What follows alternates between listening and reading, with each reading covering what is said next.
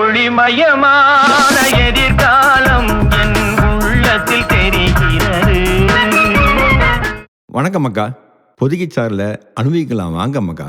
நமக்கு சில சமயம் இக்கட்டான சூழ்நிலை ஏற்படும். வாழ்வா சாவா என்ற சூழ்நிலை. இந்த இக்கட்டான சமயத்தில் நாம் ரிஸ்க் எடுக்க வேண்டியிருக்கும். நாடோடி மன்னன் திரைப்படத்தை எடுக்கும்போது எம்ஜிஆருக்கு பண கஷ்டம் வந்துச்சான். மேலும் கடன் வாங்கலாமா வேண்டாமான்ற நிலை. படம் ஓடினால் மன்னன், ஓடாவிட்டால் நாடோடி என்ற நிலையில் அந்த படம் எடுத்ததாக சொல்லுவாங்க. இந்த மாதிரி சூழ்நிலையில் நாம் எண்ணி துணிய வேணும். இந்த கதையை கேளுங்களேன். ராமு பாலைவனத்தில் மாட்டிக்கிட்டான். வெளியே போகிற பாதை தெரியல. எங்கு பார்த்தாலும் ஒரே மணல். ஒரே டைரக்ஷன் நடப்போம், எப்படியும் வெளியே போயிடலாம் என்று நினச்சிக்கிட்டு ஒரே திசை நடக்க ஆரம்பிப்பான். நடக்க நடக்க அவனுக்கு களைப்பு அதிகமாகுது.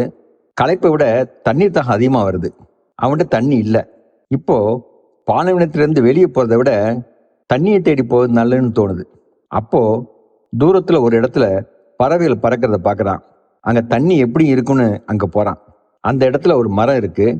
அது பக்கத்தில் ஒரு அடிப்பம்பு பக்கத்தில் ஒரு குடுவை இருக்குது.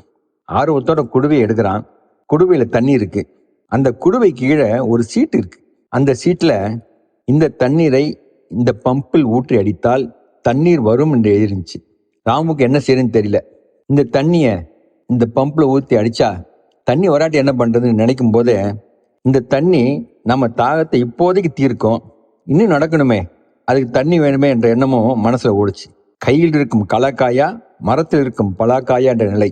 இந்த தண்ணியை பம்பில் ஊற்றி அடிப்போம், தண்ணி வந்தால் நல்லது தானே என்று நினைக்கிறான். தண்ணியை பம்பில் ஊற்றி அடிக்க அவன் நல்ல நேரம் பம்பில் தண்ணி வருது.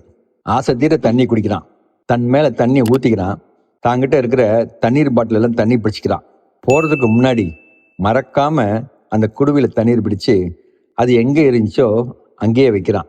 அந்த சீட்டையும் அந்த குடுவை கீழே வைக்கிறான்.